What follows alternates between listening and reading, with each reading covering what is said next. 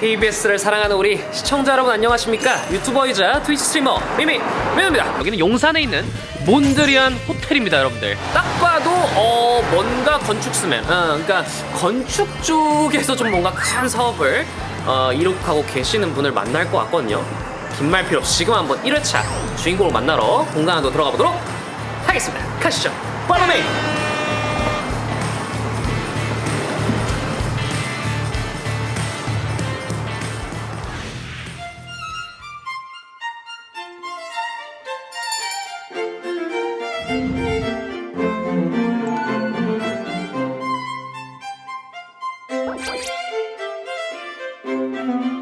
이민의 영앤 리치 첫 회차 주인공입니다. 2014년 창업에 뛰어드셔서 공간 기반 라이프스타일 플랫폼 회사로 성장한 OTD 코퍼레이션의 손창현 대표님을 모시도록 하겠습니다. 반갑습니다. 반갑습니다. 박수 주세요. 네.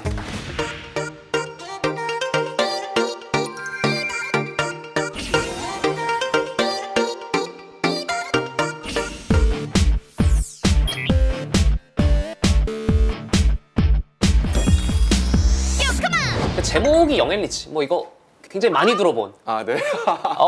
워딩 아니겠습니까? 네, 영앤리치 많이 들어봤죠. 이렇게 냉정하게 생각해보면 네. 이제 영한 거는 좀 지나가는 것 같고 실례지만 올해로 나이가 올해로 제가 이제 40대 중반. 네, 막바지죠. 영의 막바지에. 네. 40대 중반. 네, 근데 제가 실물을 뵈니까 네.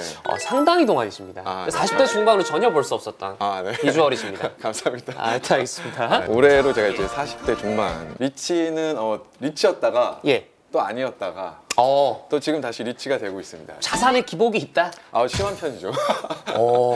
저희가 OTD 창업하고 회사 가치가 그때 저희가 2천억 가까이 올라갔다가 코로나의 직격탄을 맞고 엄청나게 이제 바닥을 치고 달렸다가 지금 다시 반등해서 다시 또 올라가기 시작하고 있습니다. 최근까지 어쨌든 하락세를 겪다가 바운스업을 해서 올라가는 단계에 저희가 이 촬영하고 있는 거 맞습니까? 맞습니다. 그래서 다시 조금 리치가 돼가고 있습니다. 그럼 사실 이 촬영이 안 될 뻔도 영상 리치에서 기준에 어긋났다면 첫 회차 주인공이 못 됐을 수도 있는데 그렇죠. 일단 좀 다행인 그런 상황으로 겸손하게 또 말씀을 해주고 계십니다. 공간 기획 전문가. 2010년대 이제 초중반엔 별로 이거에 대한 논의가 없었던 상황에서 이런 그 타이틀을 또 획득을 하셨는데 저희가 기본적으로 이제 학력을 살펴보니까 서울시립대 건축도시 조경학과 졸업하신 거 맞습니까? 예, 졸업했습니다. 몇 학번이십니까? 97학번입니다. 97학번. 제가 95년생입니다. 95년생입니다. 그래요? 그렇습니다. 제가 20대 그럼 이제 후반이죠. 올해로 제가 이제 40대 중반. 입학 배경이 좀 어떻게 되십니까? 고등학교 때는 그렇게 막 꿈 같은 게 없었어요. 그래서 뭐가 되고 싶다라는 게 없다가 내가 어떤 걸 할 때 제일 행복하지라고 생각해 보니까 제가 그때 되게 좋아했었던 게임이 있었습니다. 게임? 심시티라는 게임. 심시티. 그것도 그 건물들 이렇게 조립하고 환경을 만드는 게임 아닙니까? 예. 그래서 딴 건 몰라도 내가 이런 거 만드는 거는 좋아하겠구나 싶어가지고. 게임 때문에 여기까지 온 거다, 사실상? 그렇죠. 그게 그 거대한 좀 태풍을 만들었네요. 신기합니다. 결국에는 석사까지 건축공학. 그렇게 가셨단 말이죠? 학생 때 제가 막 밤을 새면서 공부한 적이 없었는데 오히려 대학 와서 제가 이 설계 공부가 너무 재밌어가지고 밤을 새서 공부를 막 하고 건축이라고 하는 거는 그 도시 안에 있는 그런 건물에 대한 공간 그리고 어떻게 보면 그 안에 어떻게 사람이 살아가야 되는지에 대한 이런 이해까지 필요로 하는 조금 더 디테일한 공간을 기획하는 일이었기 때문에 사실 시작은 제가 디벨로퍼나 뭐 이런 쪽보다는 사실은 설계사무소를 먼저 사실 일을 시작했었죠. 미국 설계사무소에서도 근무하셨다는 또 이력이 있는데 어쩌다가 또 미국까지 가게 되신 건지 궁금합니다. 1세대 이제 건축가 분들 중에 미국에서 자수성가에서 성공하신 분들이 계셨거든요. 그래서 그분들이 이제 자기 설계사무소에서 이제 본인은 굉장히 힘들게 이제 어떻게 보면 미국 시장을 진출했기 때문에 한국 학생들에게 뭔가 자기가 겪은 어려움 대신 그래서 뭔가 혜택을 주자 해서 한국 학교 학생들 후배 중에 몇 명을 뽑아서 그 설계사무소에 일할 수 있는 기회를 주셨었어요. 저 굉장히 좀 열려있나요? 그래서 제가 샌프란시스코에서 한 1년 조금 안 되게 일할 수 있는 기회를 쌓을 수 있었죠. 이 당시 그럼 미국 설계사무소 이 샌프란시스코 미국에서 이 디벨로퍼란 개념을 그럼 처음 좀 확인하시고 여기에 좀 더 관심을 갖게 되신 겁니까? 그렇죠. 저도 그냥 막연하게 제가 생각했던 건축가의 그런 뭐 이상형? 뭐 이런 게 있었는데 막상 설계사무소 갔더니 제가 알고 있었던 제가 생각했던 건축가의 모습은 반쪽짜리 모습이었던 거예요. 누군가가 원하는 걸 제가 대신 그려주는 사람의 역할을 하는 게 이제 건축가였기 때문에 저는 누군가가 원하는 걸 그려주기보다는 네.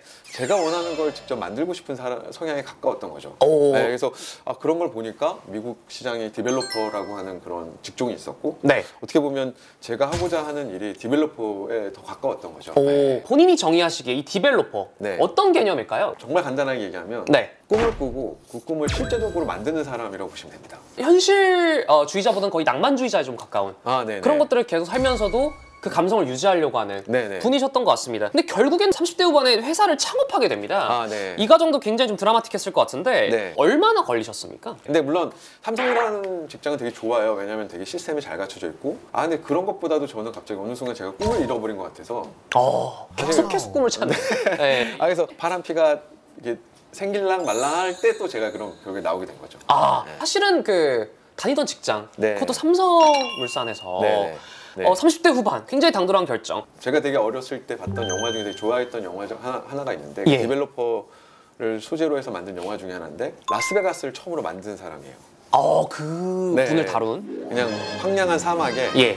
호텔을 짓겠어, 카지노를 짓겠어라는 꿈으로 어떻게 보면 되게 망상일 수 있잖아요. 예. 근데 진짜로 그 사람은 그 꿈을 가지고 자본가를 설득하고 예. 행정이라든지 규제라든지 이런 거를 다 뚫어내고 지금의 우리가 볼 수 있는 라스베가스라는 도시가 새로 만들어졌잖아요. 네. 그런 것들을 가능케 하는 사실 정말 가슴 두근두근 거리는 나는 정말 이런 일을 해보자 라고 해서 정말 어떻게 보면 되게 무모하게 어떻게 보면 진짜 무모할 정도로 어떻게 보면 방향을 바꿨죠.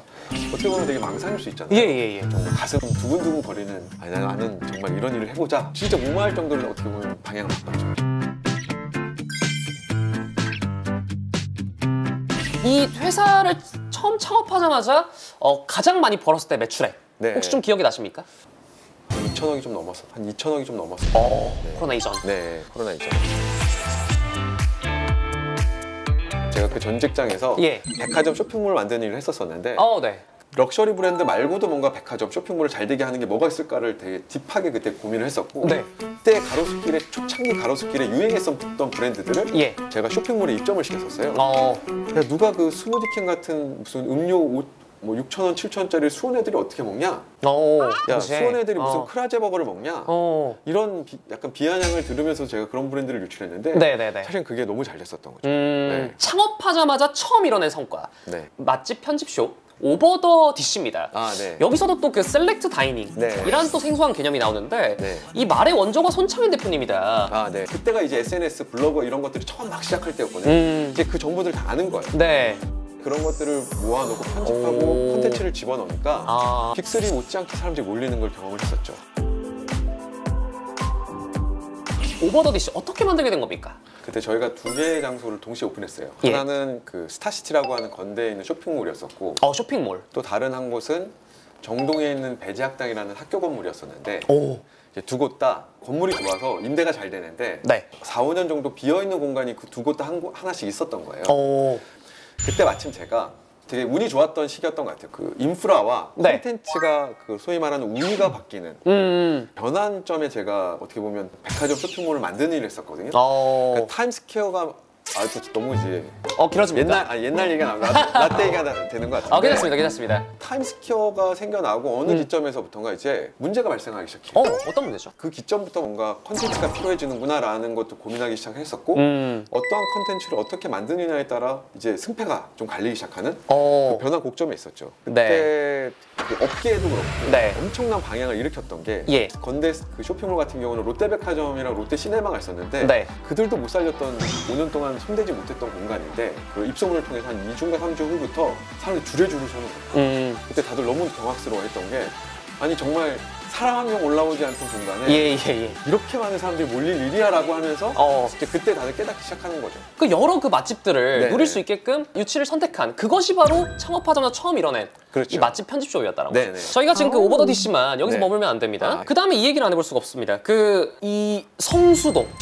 이 핫한 동네가 지금은 그렇지만 몇 년 전에는 사실 성수동 그렇게 유명하지 않았거든요. 그곳을 재생시킨 원인이 또 손창현 대표님의 창업적 아이디어인 성수 연방이었다.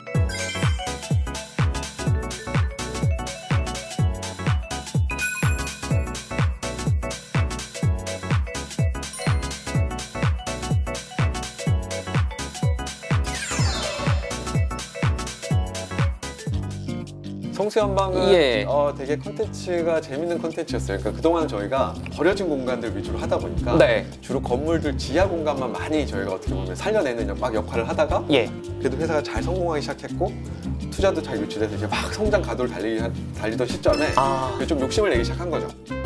도시재생이라고 하는 좀 스케일업을 해보자. 도시재생? 네. 아예 그러면 그 땅부터 그냥 사가지고 시작을 한 겁니까? 아니요. 그때는 이제 땅을 살 능력은 없어서. 그때는? 네. 예. 그래서 처음에는 거기를 그냥 우리 사무실로 쓸까 해서 제가 성수동을 찾아갔었어요. 처음엔 좀 다른 이유로? 네. 근데 네네네. 거기가 1층은 이렇게 디귿자 형태. 마치 이제 우리네로 치면 한옥 같은 공간, 중정을 갖고 있는 공간이었고 예. 1층은 카센터. 2, 3층은 되게 조그만한 허름한 이제 신발 공장들이 있는 공간이었는데 네네네. 공간을 딱 들어가는데 이 공간감이 너무 좋은 거예요. 뒷골목에 있는 그 골목의 정취도 너무 좋고 예. 좁은 골목을 딱 지나갔는데 갑자기 뻥 뚫려 있는 그러나 되게 아늑하게 에워싸여져 있는 이 중정의 이 공간감이 예. 여기에 내가 캐너보다 더 좋은 걸 만들어야 되겠다는 생각을 그 한 느낌이 거죠. 확 왔습니까? 네. 야, 이거 거의 뭐 네. 이 정도면 무당 아니에요, 무당? 창업가 이상의 네. 신적인 능력이 배양된 게 아닌가. 아닙니다. 신이었었으면 말씀하신 대로 그때 사실은 예. 땅을 샀었어야 되는데. 그렇죠. 네. 빚을 자기가 끌어서라도 네. 돈이 빚을 끌어서라도 없다면 땅을 샀어야 되는데. 예. 물론 돈을 더 벌려고 했었으면 네. 그런 공장 생산 시설 말고 예. 임대가 더 잘 되는 카페라든지 이런 것들 더 많이 만들면 됐었는데. 네네네. 사실은 거기에 처음에 저희가 되게 집중했던 건 그러니까 F&B를 만드는 공장들을 좀 유치하자라고 그때 고민을 했었고 예. 그래서 유치했었던 게 이제 그런 브루어리. 예. 맥주, 수제 맥주 만드는. 네. 수제 카라멜 만드는 공장. 최고급 그 등급의 소세지와 햄을 만드는 공장이 성수연방이에요. 그 어떤 지역이 갖고 있는 역사를 유지한 채로 네네. 조금 이 문화적으로 좀 탈바꿈했던 그렇죠. 네. 그 감성을 그대로 이어가면서 이걸 좀 재확산 네. 혹은 좀 재창조한 네. 그런 공간이 되면서 유명인들도 많이 다녀갔다. 성수연방에. 네. 어떤 분들이 계셨죠? 여러분들 너무 많이 잘 아시는 무신사 조만호 대표님 무신사 경우는 대표님. 그때 성수연방 와보시고 성 너무 좋아하셔서 네네네. 이번에 심지어 본사도 성수로 이전하세요. 성수연방의 영향이다. 또 그거 외에도 예. 오히려 해외에서 오히려 더 많이 찾아오시더라고요. 해외 인사. 무지라든지 폴스미스 폴스미스? 그런 파운더분이나 아니면 CEO 분들이 저희한테 얘기도 안 하고 저희를 찾아오셨었어요. 흥미가 좀 네. 더 들었기 때문에 네네네. 성수연방 찾았다. 네, 그래서 나중에는 어떤 네. 일까지 벌어졌냐면 한국관광공사에서 전 세계에 한국에 놀러 오세요라고 하는 영상이 있는데 국내에서 한 4군데 정도를 찍었었어요. 예. 우리나라 대기업들이 한 몇 천억을 투자한 곳들이었어요. 부산에 있는 아난티, 인천의 파라다이시티, 강남에 있는 시로코라고 하는 화장품 샵 예. 뭐 이런 것들이었는데 저희가 거기에 같이 선정됐어요. 그 안에. 네.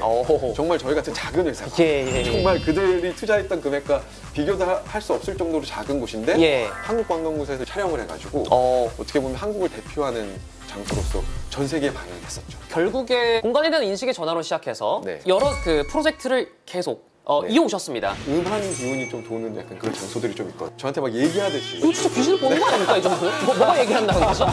결혼을 그냥 연애만 하시겠다. 표정이 오늘 중에 제일 좋아요. 그러니까 이게 맞는